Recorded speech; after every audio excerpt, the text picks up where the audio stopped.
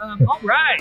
Welcome to the We Geek Together podcast. My name is Andy. I'm the tavern host, and I have a special guest with me. We are going to be talking about being a dungeon master, the good, the bad, the ugly, being a professional dungeon master. So without further ado, let me introduce Rhees. Hello, Rhees. Hey, thank you. Thank you, Andy. Tell me a bit about yourself. This is the first round of drinks. Let's just catch up. What's new in your life? What's going on? All that good stuff. I mean, getting ready to be full-time here has been really, really cool. Yes. So you are quitting your day job to work in the tavern. Yes. Full time. Yes. I'm sorry. No, don't be sorry. This is literally the dream.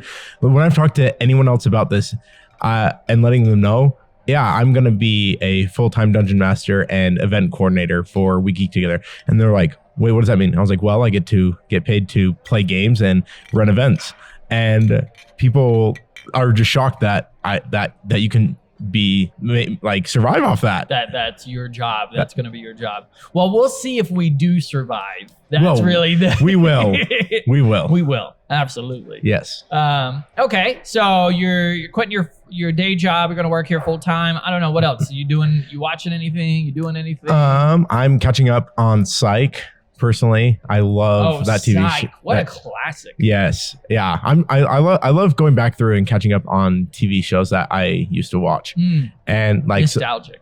So like when Avatar was coming out again, I was like, yeah, I need to go back and rewatch it, and so I literally spent a day per season. No joke. Wow, blasted. And I blasted through it. Yes, Avatar's so good. Oh, so good. I'm watching MASH. MASH. I'm watching MASH right now. Okay. Where we are talking it's an anime. If you watch One Punch Man, it's like One Punch Man meets Harry Potter. Oh, okay. So the guy goes to a magical school. He has 0 magical abilities. He can't cast any spells, can't summon a broom or anything. But he's such a ripped guy, he can punch his way to any solution. Like a person tries to use a spell on him to freeze him in place, and he just muscles his way through the spell. Somebody tries to catch him on fire, and he can just stop, drop, and roll, and then get up and punch. You said it was called MASH? MASH. Okay. There's a very popular song right now that's going about the social medias. Very good song. Okay. So you probably heard the song. But we're in a live stream. Yes. We're playing D&D together. We are. At this table. Yes. I play Mundo Sharpine. Who likes to smash. I like to crush. Oh, crush. I like to crush. Big difference. Very big difference to Mundor. I'm the dungeon master. So yes. I'm usually sitting right here. But so for those of you who are going to watch this, the tavern is open. It is normal operating hours. We decided to record it at the table here. So if you see people walking around or if you hear lightsabers fighting in the background, that's because, well, it's a normal store during the day. Yeah. But yeah, we're doing Before the Dead Wars. It is so nice to actually be a player because there's only one other group I'm part of that I get to be a player in. And it's nice to kind of sit back and kind of not have to worry about the stress of planning and prepping. And yeah, I know. And I'm dealing with the stress having to be a DM for some of the best players I know. So, but it's really cool. So Before the Dead Wars is a live streamed game taking place before our world record game in May. So May 3rd and 4th, you're going to be able to come to the Dead Wars, play alongside us. But if you want, you can watch the live stream beforehand to meet the characters, see the enemies, know the war that's going to happen, that you will now fight, take place, interact with, and change this narrative world. And from what I understand, these guys will have the potential of interacting with these characters in the world record event. Yeah, so Moondor will absolutely be running around in the event, and so people will be able to fight alongside Moondor or interact with him in one way. Maybe not fight alongside, but like you'll see him leading the charge. Yep. Of the first wave of attacks or whatever. Yeah, I never thought a year ago that I would be here at this point, kind of doing this with you. Yeah, how like you're playing a character who, I don't know if you think about it, is like the Gimli of Lord of the Rings. And so like you guys are going to be fighting in the thick of it during the Dead Wars. Like that's really cool. It is. Yeah.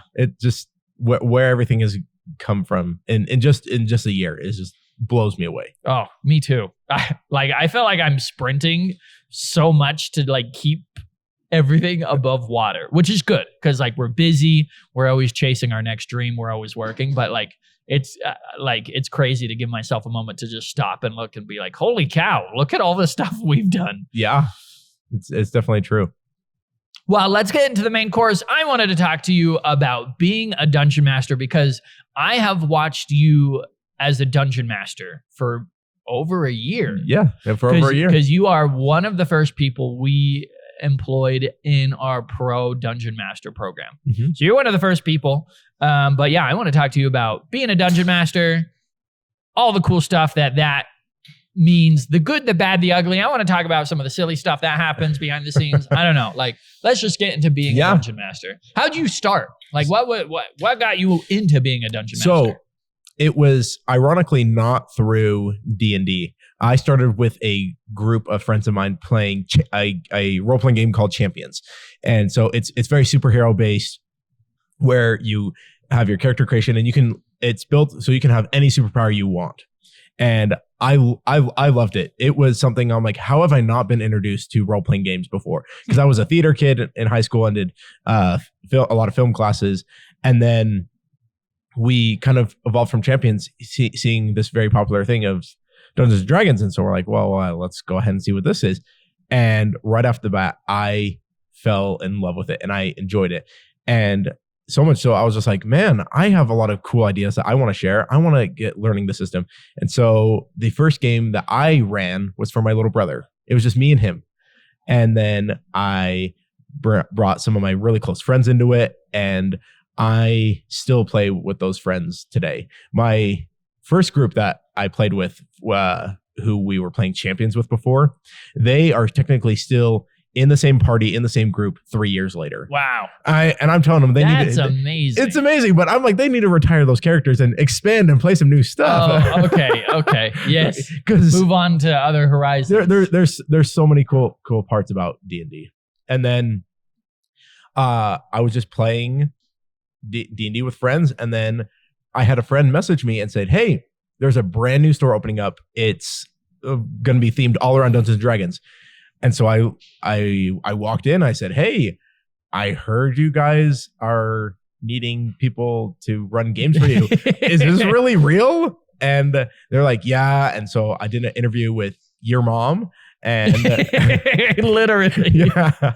And the rest from there was history. Just continue to run games for you. I was only here like just a day a week because I was still had my other job that I was that needed to do to pay the bills. And then it was for 1 day, and then it was 2 days, and then it was almost every day. Now it's full time. Yeah. Then it'll be more than full time. Then it'll encompass your life. Yes. Again, that's why I apologize. Like, never apologize, because this you're helping my dream become a reality. True. Which I'm so excited about. It's super exciting. Okay. How do you do your voices? My voices, yes. This is definitely something I have been known for, is doing all these different crazy voices. So I looked to a lot of media for my voices, and I like to watch and listen to a lot of people who are influential to me, like Mark Hamill is one. Like I love his. He was an Joker. Amazing voice actor. Exactly. His Joker is the Joker. Yeah, you hear like, and you feel like you're there. It's the Joker. Yeah. And so, a lot of it I stumbled upon on accident. Like, I was working at an autistic school once, and I'm reading a book, and I'm trying to do voices to make it interesting. And then I do like one deep, gritty voice, and then I do this voice, and then I'm like, oh my gosh, I just did Elmo. And you oh my goodness, that is Elmo. Yeah, and a lot of it is I stumble into it, and I use art for my inspiration of just looking at characters and just trying different voices out, like trying high, I try low. I try to just feel what do I feel like this character sounds like mostly. Interesting. So you've not done any formal training. No formal training. It's just trying things out. Yeah, try. Yeah, it's just what is it? Trial and error. Interesting. So for me, the doing voice work is always like my biggest hurdle is myself because I am crazy self-conscious about sounding like an idiot. I mean, what you got to remember, you are playing a fantasy game where we are being silly and we are goofing off. And that's the whole point of D&D, in my opinion, is to have fun. And so if you can't go ahead and do these voices while being silly and feeling like you're not having a fun time, then maybe that's just not your style. I don't think voices are for everybody. Like you have to find your route and where you feel comfortable in. Yeah. That's really nice that you said it's not for everyone, because I agree. I think there's some amazing dungeon masters who use voices, and there's equally amount of amazing dungeon masters who don't. Yeah. I like to use the voices more so for myself because I feel like it helps immerse me more. Like, call me crazy, because literally when I'm playing a game, I imagine that like the table goes away and the players go away, and I literally feel like I'm there. That's like, amazing. With the music that I like to play at the tables and the voices I do, I literally just become so immersed. That's so cool. And that's cool that you can do that, because that's definitely not something that everyone can do. Yeah. It's hard for me to get immersed. So that's really cool that you can do that. What do you hate about being a dungeon master? What do I hate? Is there anything you hate? I do. I will say I hate when people are very staunch on the rules. And because I've played with a lot of players who are very serious and like, this is the way it has to be. And I'm very more so a lax of like, I do like to go with the flow and like how things roll, because if like with the airship, one of our adventures, there's not a grid system. And so like, if somebody's like very stickler like on the movements on that, that's not 30 feet, you know? Exactly. Yeah. And so, and there was an adventure I ran for somebody on that where they jumped off the airship and they wanted to use the chains they had to grapple along the side of the airship. I'm like, technically there's not really rules for that in D&D. Yeah, there's no way to do that. And so I had that be a thing though of like, that sounds really cool. Exactly. Because we play D&D to live the moments of Lord of the Rings and the Avengers and all these things that we see in movies. Yeah, no, this is true. So rules lawyer, people who are really nitpicky about the rules in the system, a pain in the butt. Yeah, to put it nicely. To put it nicely. Yeah.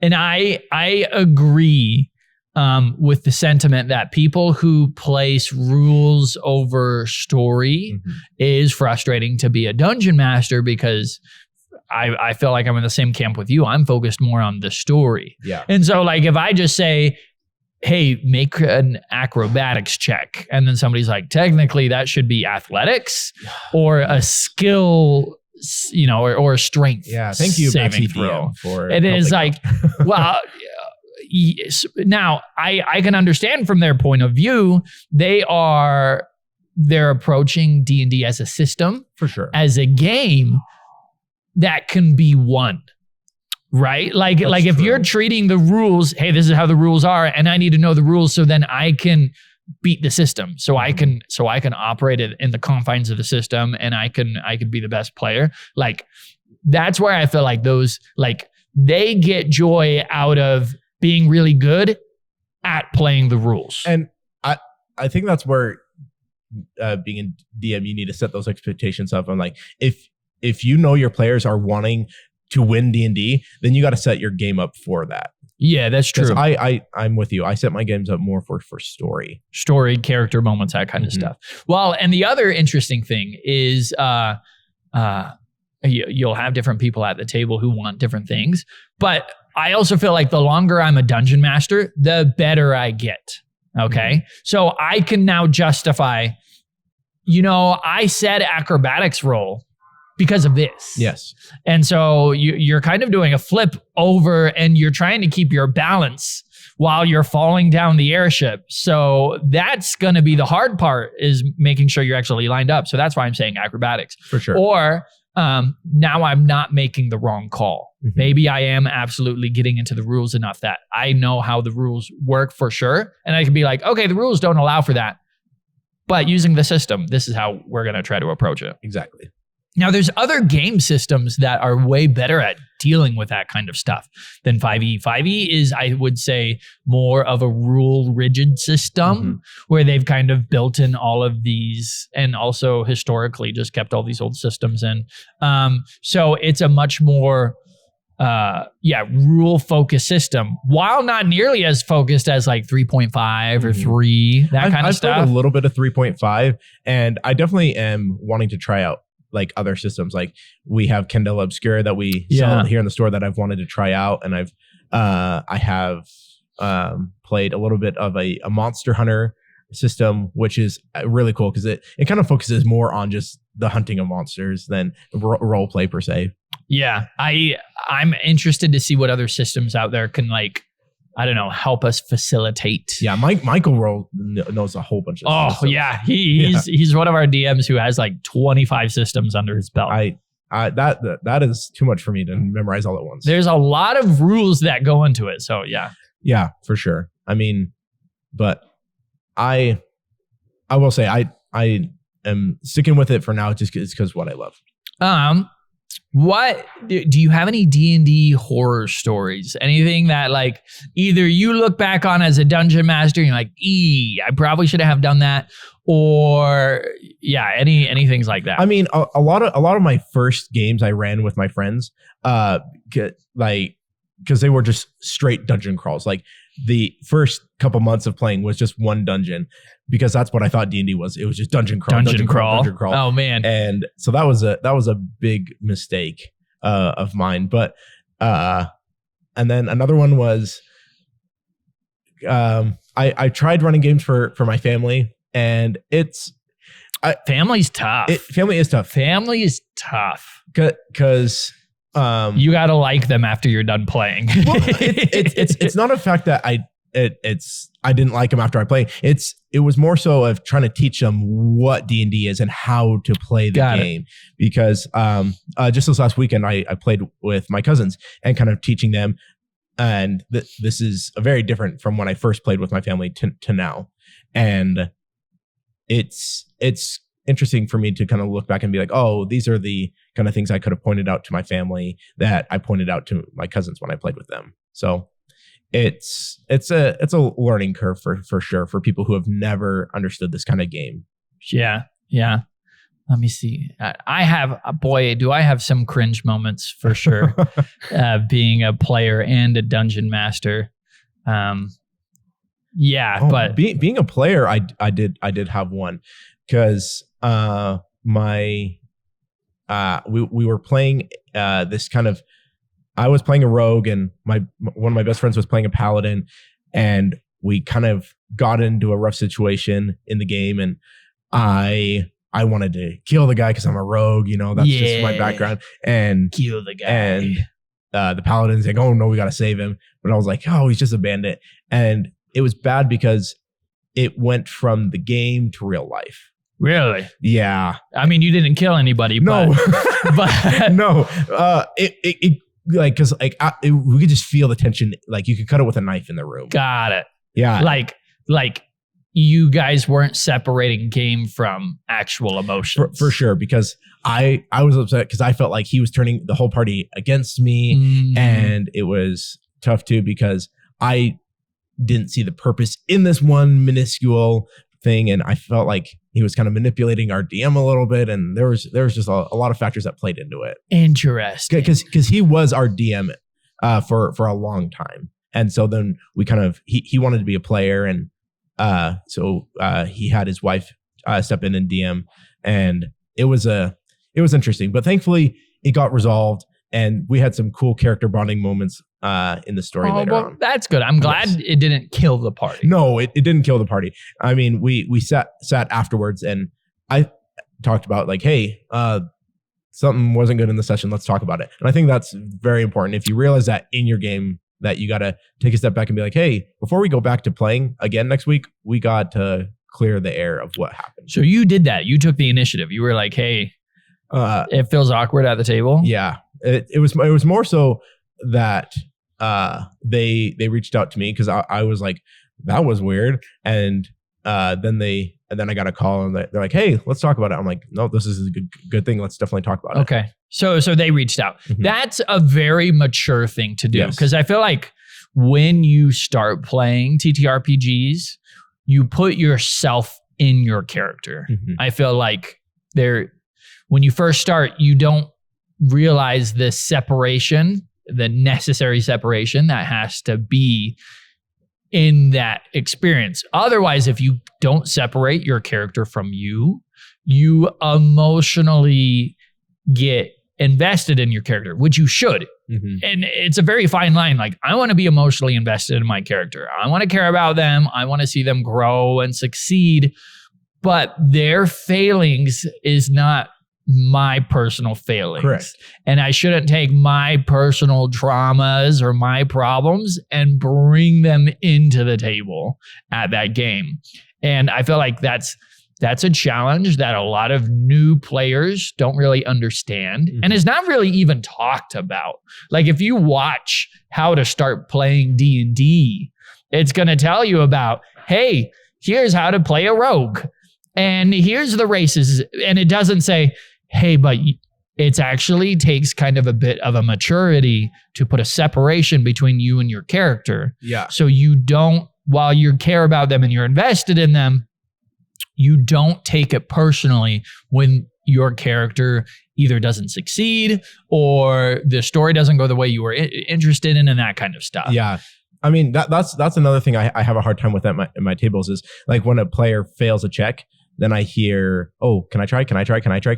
I'm like, well, and so you can, but there's different circumstances that kind of arise around that. It depends on the situation, obviously, Exactly. but like this was this character's moment. This is what they were trying to do.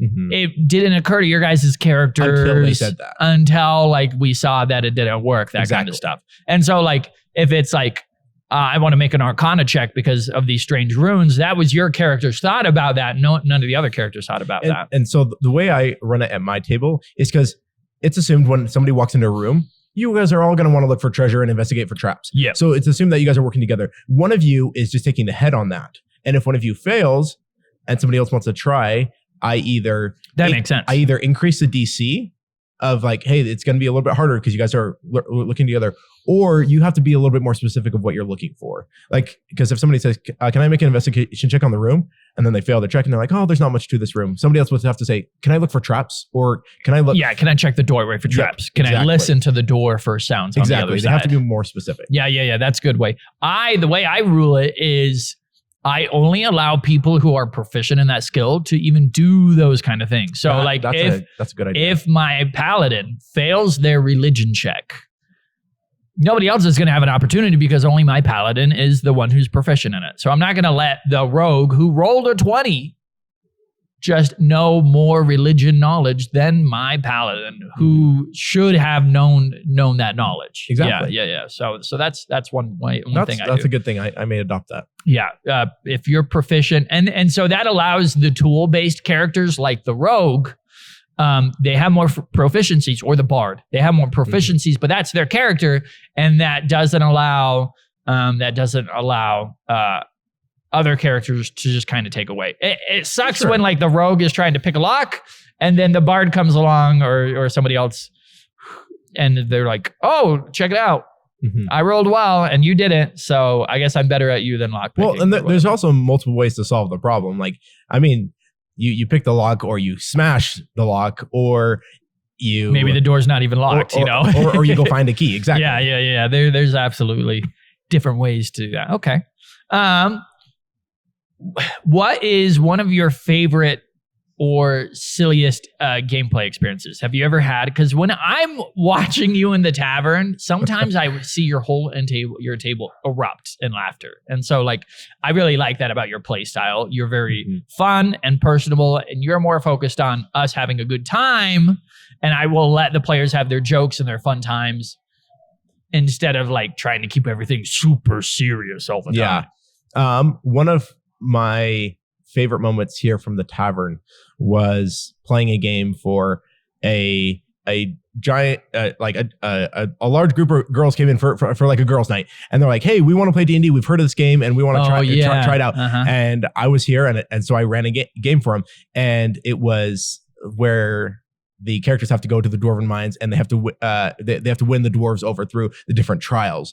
And so it was interesting seeing putting each of the characters in the spotlight for a moment to try the trial of strength, and then to forge their weapons, and to answer some of the riddles that they had, because that way I got to give them each a personal moment to shine, to be like, this is what D&D is like, because that is definitely more of a role play session. There's not a lot of combat, and though I do love combat, I think that the coolest moments in D&D are definitely through role play. Yeah, like my favorite moment in all of D&D.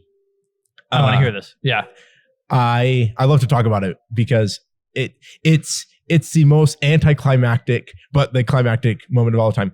I went with my players, and they finished going through this dungeon. They're low on everything, and they've just fought the BBEG of the dungeon, and everyone's making death saving throws. They're all things are looking tired. Things are looking tired and rough. And so while they're each taking turns rolling death saves, early on in the dungeon, one of the players grabbed a cursed item. They didn't know it was cursed, but and when they use the item, they have to roll, and if they get a 5 or lower, then I'll explain what happens. Because they're trying to help their companions out, and one of the players goes over to his in-game brother, and he's like, "Here, I'm gonna help him up," and so he gives him a health potion, and I'm like, "Okay, well, you got to roll for your magic item," and he rolled lower than a 5. Oh no! And so I just described this moment of when he heals his brother coming back to life, and then he literally just fades away. They had killed the bad guy. They had won, but they still lost. One of the players lost because of just a small little thing that they picked up earlier on in the dungeon. And this was my first player character death, and everyone at the table just gave me these like white faces of like, "What do you mean he's dead?" Like we all succeeded in our saving throws. I was like, his item carries him away through the sands of time. And it was a cursed item. And brutal. It was bone chilling to just experience that, and then having to go through and build this next character. And that's what progressed the rest of the party through, of like, we're going to do this for him. We're going to continue going on for him. And it was so they took it well. Yes, they definitely took it well. It was a good group of people. But it was like those cinematic moments that like you can't plan for. There's no way we would have like. Yeah. What a a moment. What favorite moment of all time? Oh man. Yeah, that's one of my favorite aspects of D&D is because it does give you those cinematic moments. Yes. And I think that's why the game's so unique. It is. You can't ask for them though. They are rarely given. You can't script them. Exactly. You can't. Yeah, no, it is organic in a way that like, you can't do. And I can't get that in chess. I can't get that in wargaming that much unless it's like a campaign. Can't really get that in Magic the Gathering or Yu-Gi-Oh. Even though we tried pretty hard with Yu-Gi-Oh, actually. Hey, I mean, that's still really cool. I summon the blue eyes white dragon. Those are my favorite type of games where you can play the game over and over and over and over again, and it can be a different game experience. True. That's D&D. That's exactly why I think I fell in love with D&D. Because like growing up, I loved like playing with Legos and board games because it was a different game every time. Because I hated repetitiveness. That's the word. Yes. I like change a lot. Yeah. All right. Let's look to the future. Okay. What's I don't know. What's your dreams with so what I'm doing, and I guess this is somewhat of an announcement. I am turning over We Geek Together's D&D business arm to you. So I am turning over our professional dungeon masters, our campaigns, that part of the website, the open play experience.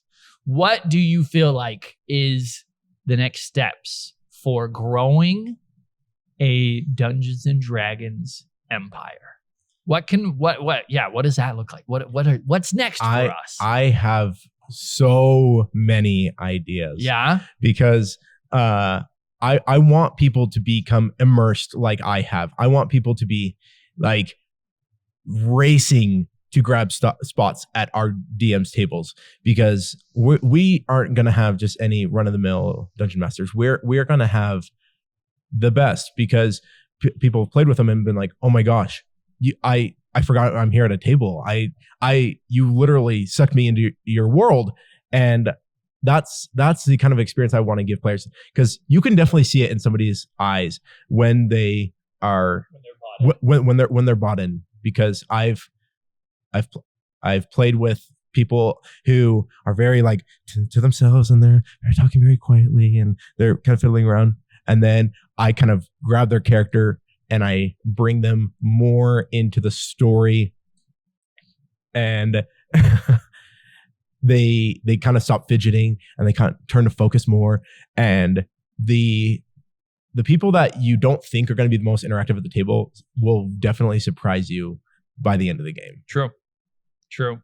Boy, I have so many ideas too. I feel like we could be on the cutting edge, the cusp of revolutionizing game stores in the league of TTRPGs. Mm-hmm. Like I love game stores, but I feel like there's so much possibility, and we could be the future.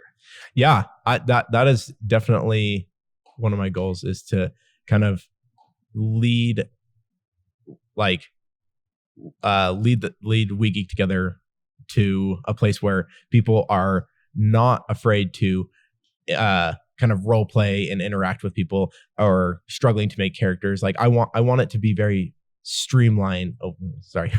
Streamlined and easy for people to jump into a game and not be intimidated by like, oh, I'm not very good at interacting with people, or oh, I'm not very creative. Like everyone's creative. Everyone has cool ideas like that they can bring to the table to share, because every D&D character can be for everyone. Yes, D&D it is for everyone. Yeah, that's awesome. Okay, let's do final call for drinks. Last call for drinks. I don't know. Is there anything else you want to share? You like your campaigns? Yes. So I have 2 campaigns that I am very excited about getting ready for. The first one is going to be Odysseys of I don't know which one. Talk to this one. First one is called Odysseys of the Apocalypse, where you are the chosen champions of the gods, and you have been elected to stop the world from ending. Like a very mythological Greek experience. Okay.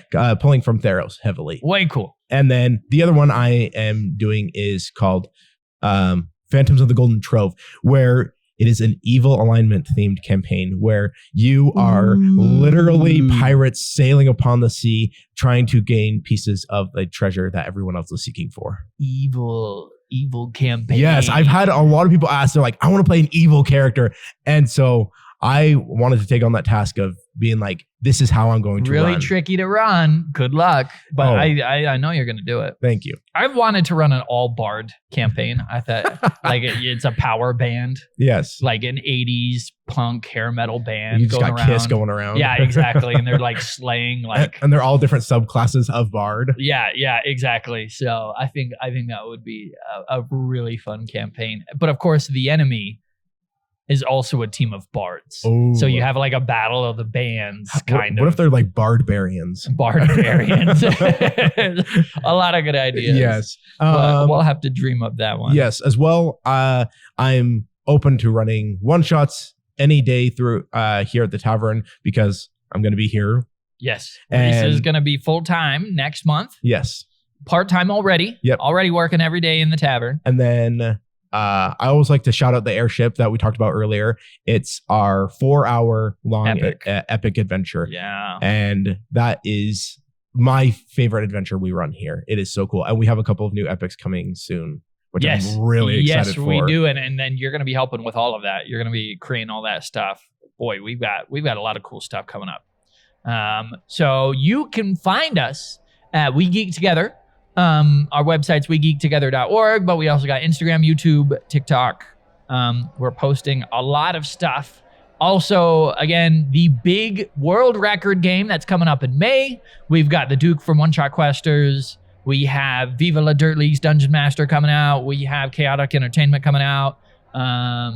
We have a lot of cool people coming to this event. I am so stoked. I know. And if you want to catch Before the Dead Wars, we upload it to YouTube every Saturday. We live stream every Thursday. And you can watch what happens before the Dead Wars. And you get to meet Moondor. Come for the crushing. We are ready for you. Yeah, and you get to see my mediocre Dungeon Master skills. But it is a good time. Mediocre. Psh. Well, thank you very much. I will play us an outro song here. Thanks for watching, everyone. Have a good one.